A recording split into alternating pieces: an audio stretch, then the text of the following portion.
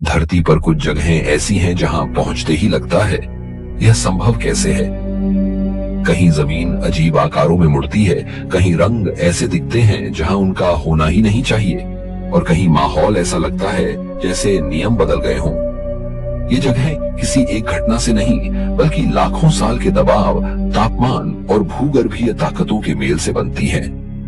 और यही वजह है कि ये सिर्फ आंखों को नहीं चौंकाती, वैज्ञानिकों को भी बार बार अपनी समझ पर लौटने पर मजबूर कर देती हैं। यही है इम्पॉसिबल अर्थ, धरती के उन सबसे अनोखे स्थानों की यात्रा जहां प्रकृति आज भी रहस्य बनकर खड़ी है। नंबर 1, मानो देल दे सेर्तो, रेगिस्तान से उभरता विशाल हाथ।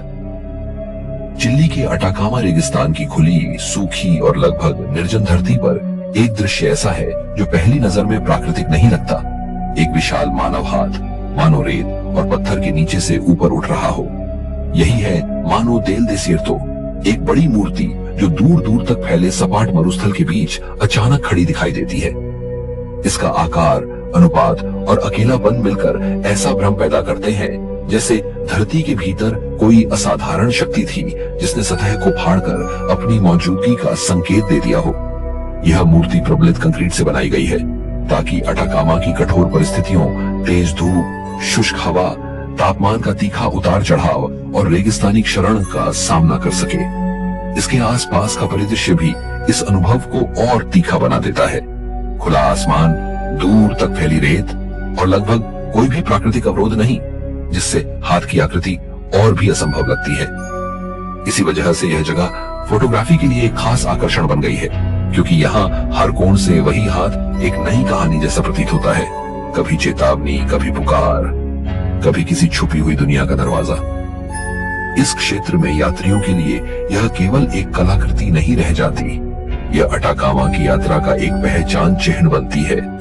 एक ऐसा बिंदु जहां इंसानी कल्पना और पृथ्वी की कठोर वास्तविकता आमने सामने खड़ी दिखती है। और शायद यही इसका सबसे बड़ा रहस्य है। एकदम सन्नाटे के बीच यह अकेला हाथ हर आने वाले से बस एक सवाल पूछता है, क्या आप सच में जानते हैं कि इस रेगिस्तान के नीचे क्या क्या छुपा हो सकता है? नंबर 2, दारवाजा, गैस क्रेटर, आग का गड्ढा जो दशकों से जल रहा है। तुर्कमेनिस्तान के कराकुम रेगिस्तान के बीच एक जगह ऐसी है जहां रात होते ही धरती खुद जलती हुई नजर आती है। दारवाजा गैस क्रेटर, जिसे दुनिया डोर टू हेल के नाम से भी जानती है। यह कोई ज्वालामुखी नहीं, कोई युद्ध का निशान नहीं, बल्कि एक ऐसा हादसा है जो समय के साथ रहस्य में बदल गया। इसकी कहानी 1971 से जुड़ती है, जब सोवियत दौर की एक ड्रिलिंग साइट पर जमीन अचानक धंस गई और नीचे एक गैस से भरी गुहा खुल गई। उस समय मौजूद भूवैज्ञानिकों को चिंता थी कि निकलती प्राकृतिक गैस, खासतौर पर मीथेन, आसपास फैलकर खतरा पैदा कर सकती है। इसी जोखिम को कम करने के लिए गैस को जला देने का फैसला लिया गया, यह मानकर कि कुछ हफ्तों या महीनों में ईंधन खत्म होगा और आग बुझ जाएगी। लेकिन हुआ उल्टा।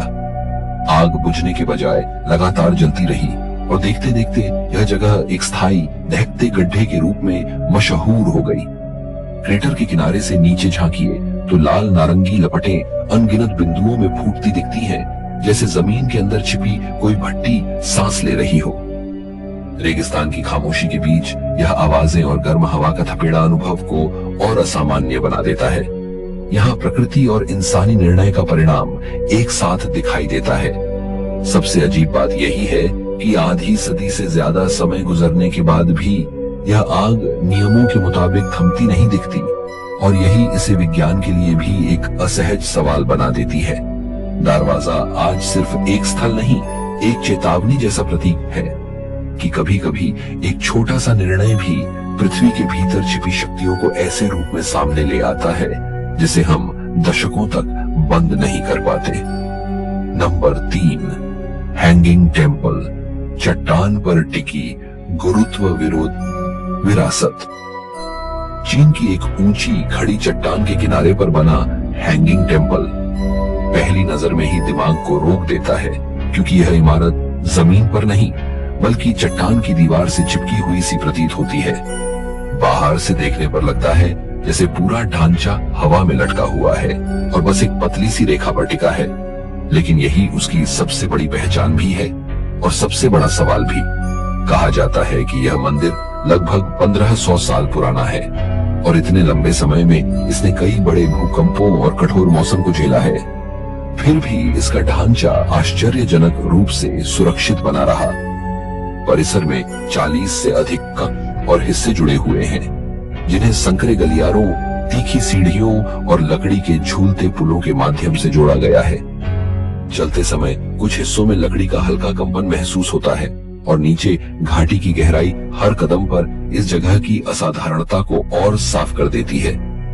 ऊंचाई पर पहुंचकर चारों तरफ फैला दृश्य एक तरफ सुंदर लगता है, लेकिन दूसरी तरफ यह एहसास और तेज कर देता है कि इतनी मुश्किल जगह पर ऐसी संरचना बनाई कैसे गई होगी।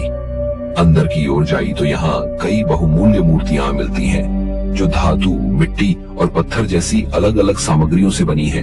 और यह मंदिर 3 अलग परंपराओं का दुर्लभ संगम भी दिखाता है, बौद्ध, ताओ और कन्फ्यूशियस विचार। आधुनिक इंजीनियरों के लिए यह जगह सिर्फ पर्यटन नहीं, बल्कि एक जीवित पहेली है। पुराने समय के कारीगरों ने चट्टान के साथ ऐसा संतुलन, भार वितरण और सहारा तंत्र कैसे साधा कि यह निर्माण सदियों तक टिक गया।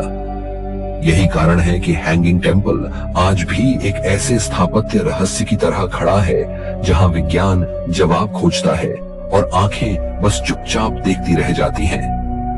नंबर 4, सोकोत्रा द्वीप समूह, धरती का अलग थलग विकसित जैविक ब्रह्मांड। उत्तर पश्चिमी हिंद महासागर में यमन के अंतर्गत आने वाला सोकोत्रा द्वीप समूह ऐसी जगह है जिसे देखकर लगता है मानो यह पृथ्वी पर होते हुए भी पृथ्वी का नहीं है।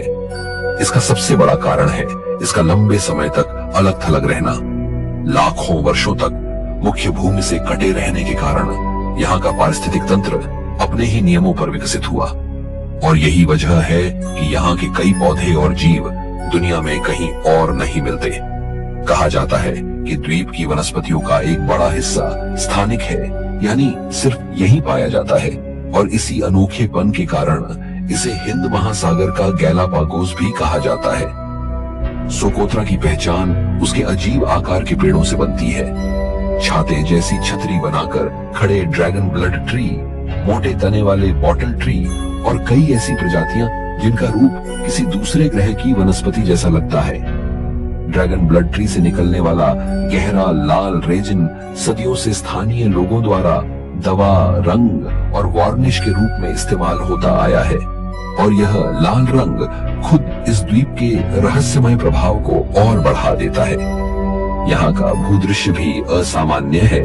सूखे पठार, चूना पत्थर की पहाड़ियां और समुद्र के किनारे की कठोर हवाएं, जो मिलकर ऐसे वातावरण का निर्माण करती हैं जहां जीवन को टिकने के लिए अलग तरह की अनुकूलन क्षमता चाहिए। वैज्ञानिकों के लिए सोकोत्रा एक खुली प्रयोगशाला जैसा है, जहां वे यह समझने की कोशिश करते हैं कि अलगाव, जलवायु और भूगोल मिलकर किस तरह नई प्रजातियों को जन्म देते हैं। यात्रियों के लिए यह जगह एक सीधा अनुभव है, एक ऐसा द्वीप जहां प्रकृति सामान्य सुंदर नहीं दिखती, बल्कि असंभव और अनजानी लगती है। और यही उसका सबसे बड़ा आकर्षण बन जाता है। नंबर 5, गॉबलिन वैली, पत्थरों की भीड़ जैसे किसी और ग्रह की। अमेरिका के यूटा राज्य के बीचों बीच गॉबलिन वैली स्टेट पार्क में कदम रखते ही सबसे पहले जो चीज दिमाग को उलझाती है वह है यहाँ की चट्टानों की भीड़। हजारों छोटी बड़ी पत्थर की आकृतियां, जिन्हें लोग गॉबलिन्स कहते हैं, हर दिशा में फैली दिखती है, मानो किसी ने जानबूझकर इन्हें अलग अलग आकारों में गढ़कर एक मैदान में सजा दिया हो। इन संरचनाओं का आकार कभी सिर जैसा, कभी धड़ जैसा, कभी मशरूम जैसी छत वाला और कभी ऐसे संतुलन में होता है कि लगता है बस हल्की सी हवा इन्हें गिरा देगी, लेकिन वे वहीं टिके रहते हैं। वैज्ञानिक दृष्टि से यह सब प्राकृतिक क्षरण का परिणाम है। लाखों साल पहले जब यह क्षेत्र दलदली जमीन और उथले समुद्रों के प्रभाव में था, तब जमा हुई परतों ने समय के साथ कठोर रूप लिया और फिर हवा, बारिश, तापमान के उतार चढ़ाव, तथा लगातार घिसाव ने इन पत्थरों को तराशकर यह अजीब मानव सी आकृतियां बना दी। माना जाता है कि इन चट्टानों की उम्र करीब 15 करोड़ साल के आसपास की भूवैज्ञानिक अवधि तक जाती है। इसलिए यहाँ खड़े होकर ऐसा लगता है जैसे आप धरती के किसी बहुत पुराने अध्याय में पहुंच गए हों। सूरज की रोशनी इस अनुभव को और बदल देती है, खासतौर पर सूर्योदय और सूर्यास्त के समय, जब पत्थरों का रंग गहरे नारंगी से हल्के पीले तक बदलता दिखता है और पूरी घाटी एक चलती फिरती पेंटिंग जैसी लगने लगती है। दिलचस्प बात यह है कि इतनी शुष्क जगह होने के बावजूद यहाँ रेगिस्तानी जीव जंतु, छिपकलियां, सांप और पक्षी अपने तरीके से जीवन निभाते हैं, जिससे यह इलाका सिर्फ पत्थरों का तमाशा नहीं बल्कि एक कठोर पारिस्थितिकी का उदाहरण भी बन जाता है। 20वीं सदी की शुरुआत में चरवाहों द्वारा खोजी गई यह घाटी आज भी उसी सवाल के साथ सामने आती है, क्या यह सब सच में सिर्फ प्रकृति की तराशी हुई आकृतियां हैं, या हमारी आंखें यहाँ किसी और अर्थ की तलाश अपने आप करने लगती हैं? नंबर 6, चोंग खनियास, पानी पर तैरता पूरा शहर। कंबोडिया की सियम रिप के पास टोनले साप झील पर बसा चोंग खनियास किसी एक गांव जैसा नहीं लगता बल्कि एक चलती फिरती दुनिया जैसा महसूस होता है। यहाँ जीवन जमीन पर नहीं, पानी की सतह और पानी के स्तर के हिसाब से ढलता है। दूर से देखने पर सबसे पहले नजर आती हैं नावों पर टिके घरों की कतारें, लकड़ी के खंभों पर खड़ी इमारतें और ऐसे रास्ते जो सड़क नहीं बल्कि जल मार्ग हैं। यह झील दक्षिण पूर्व एशिया की सबसे बड़ी मीठे पानी की झीलों में गिनी जाती है और इसका सबसे अनोखा पहलू है इसका मौसमी फैलाव। बरसात के मौसम में पानी का स्तर बढ़ता है, झील कई गुना फैल जाती है और आसपास का भूभाग पानी में बदल जाता है। सूखे मौसम में यही पानी पीछे हटता है और पूरा इलाका फिर से सिकुड़ जाता है। चोंग खनियास के लोग इसी परिवर्तन को अपनी दिनचर्या का आधार बनाते हैं। घर या तो तैरते प्लेटफॉर्म पर बने होते हैं या फिर इतने ऊंचे खंभों पर कि बढ़ते पानी से सुरक्षित रहें। कई घर ऐसे भी हैं जिन्हें जरूरत के मुताबिक खिसकाया जा सकता है ताकि जलस्तर बदलने पर भी जीवन जहां है वहीं बना रहे। यहाँ आपको स्कूल, छोटी दुकानें, पूजा स्थल और रोजमर्रा की सेवाएं भी पानी पर ही मिल जाती हैं, जैसे झील के ऊपर एक छोटा सा शहर तैर रहा हो। सुबह से शाम तक नावें ही वाहन है। आवागमन, खरीदारी, बच्चों का स्कूल जाना, सब कुछ पानी के रास्ते होता है। टोनले सांप केवल निवास का आधार नहीं, भोजन का भी आधार है। मछली पकड़ना यहाँ की अर्थव्यवस्था और जीवन रचना का केंद्रीय हिस्सा है और इसी झील पर लाखों लोगों की खाद्य निर्भरता जुड़ी रहती है। चोंग खनियास दरअसल एक याद दिलाने वाला दृश्य है कि मनुष्य जब प्रकृति के नियम बदल नहीं सकता तो वह अपने घर, अपनी आदतें और अपना पूरा समाज ही उन नियमों के अनुसार ढाल देता है। नंबर 7, जायंट्स कॉजवे, षटकोणीय स्तंभों की प्राकृतिक इंजीनियरिंग। उत्तरी आयरलैंड के काउंटी एंट्रम के समुद्री तट पर फैला जायंट्स कॉजवे ऐसा दृश्य है जो पहली नजर में इंसानी निर्माण जैसा लगता है, लेकिन असल में यह प्रकृति की सबसे सटीक और हैरान करने वाली ज्यामिति है। यहाँ लगभग 40,000 आपस में जुड़े बेसाल्ट स्तंभ समुद्र की ओर बढ़ते दिखाई देते हैं और इनमें से बहुत से स्तंभ लगभग परफेक्ट षटकोणीय आकार में हैं। जब आप इन पर चलते हैं तो पैरों के नीचे पत्थर की सतह किसी विशाल टाइल फर्श जैसी लगती है, मानो किसी ने माप तौल कर एक एक खंड फिट किया हो। यही कारण है कि यह जगह आंखों को भी चौंकाती है और दिमाग को भी, क्योंकि इतनी नियमितता प्रकृति में कम ही दिखती है। वैज्ञानिक व्याख्या के अनुसार यह संरचना तब बनी जब ज्वालामुखी लावा तेजी से ठंडा हुआ। ठंडा होते समय लावा सिकुड़ता है और उसी सिकुड़न से दरारें बनती हैं, जो सही परिस्थितियों में नियमित बहुभुज रूप ले लेती हैं। फिर समय के साथ क्षरण, समुद्री हवा, नमक और लहरों ने किनारों को और उभार दिया, लेकिन मूल पैटर्न अब भी वैसा ही कायम है। कई स्तंभ इतने ऊंचे हैं कि वे प्राकृतिक टॉवर जैसे लगते हैं। कुछ जगहों पर लगभग 40 फुट तक की ऊंचाई का आभास मिलता है और सामने खुला समुद्र इस दृश्य को और भी नाटकीय बना देता है। इस पूरे क्षेत्र में चलना एक अलग अनुभव है। कहीं पत्थर चिकने और समतल मिलते हैं, कहीं टूटे हुए किनारे, कहीं ऐसे जोड़ जहां दो स्तंभों के बीच हल्की सी खाई दिखती है। हर कदम पर यह एहसास मजबूत होता जाता है कि दृश्य भले सरल है, प्रक्रिया असाधारण है। जायंट्स कॉजवे आज भी एक जीवित उदाहरण है कि पृथ्वी जब ठंडी होती है, फटती है, सिकुड़ती है और फिर लाखों साल तक हवा पानी से घिसती रहती है, तो वह कभी कभी ऐसी परफेक्ट आकृतियां बना देती है जिन्हें देखकर इंसान अपनी ही समझ पर शक करने लगता है। Number 8, body ghost town, gold rush का जमे हुए समय का दृश्य। अमेरिका के कैलिफोर्निया राज्य में ऊंचे सूखे पठारी इलाके पर बसा बॉडी एक ऐसा कस्बा है जो शहर नहीं लगता, यह एक रुका हुआ समय लगता है। चारों तरफ सूखी हवा, सेज ब्रश और जंगली घास, ऊपर नीला खुला आसमान और दूर बर्फ से ढके सियरा नेवाड़ा पहाड़। इस पृष्ठभूमि में बॉडी की पुरानी इमारतें ऐसे खड़ी हैं जैसे किसी ने एक पूरी बस्ती को अचानक रोक दिया हो। इसकी शुरुआत 1859 में एक छोटे से बसाव के रूप में हुई, लेकिन जैसे ही सोने की खोज की खबर फैली, यह जगह तेजी से गोल्ड रश के केंद्रों में बदल गई। कुछ ही समय में यहाँ होटल, सैलून, दुकानें, घर और एक पूरे समुदाय की व्यवस्था खड़ी हो गई। पर वही तेजी धीरे धीरे इसके पतन की वजह भी बनी। 1932 की एक बड़ी आग ने बॉडी के बहुत हिस्से को नष्ट कर दिया। फिर भी आज भी 100 से अधिक मूल संरचनाएं बची हुई हैं और यही इसकी सबसे अनोखी बात है। इसे अरेस्टेड डीके यानी नियंत्रित रूप से वैसा ही छोड़ देने की नीति के साथ संरक्षित किया गया है ताकि इमारतें, फर्नीचर, औजार, बोतलें और रोजमर्रा की चीजें उसी हालत में रहें जैसे लोग अभी अभी उठकर चले गए हों। खिड़कियों से झांकने पर कई जगहों पर मेजों पर सामान, अलमारियों में बर्तन और कमरों में बिखरी वस्तुएं दिख जाती हैं। यह सब मिलकर बॉडी को किसी संग्रहालय से ज्यादा जीवित दृश्य बना देता है। इसी माहौल के कारण कई आगंतुक और स्टाफ यहाँ अजीब अनुभवों की बात करते हैं। कभी बिना वजह किसी की मौजूदगी का एहसास, कभी हल्की सी आवाजें, कभी परछाइयों जैसा भ्रम। चाहे इन बातों को आप मनोविज्ञान माने या वातावरण का असर, बॉडी का सच यह है कि यहाँ इतिहास इतना ठोस होकर खड़ा है कि वह कल्पना को भी सक्रिय कर देता है। यही बॉडी की असली ताकत है। यह आपको डराकर नहीं, बल्कि अपने खालीपन से यह महसूस कराकर चौंकाता है कि एक पूरा शहर कैसे कुछ दशकों में बस एक स्थिर स्मृति बन सकता है।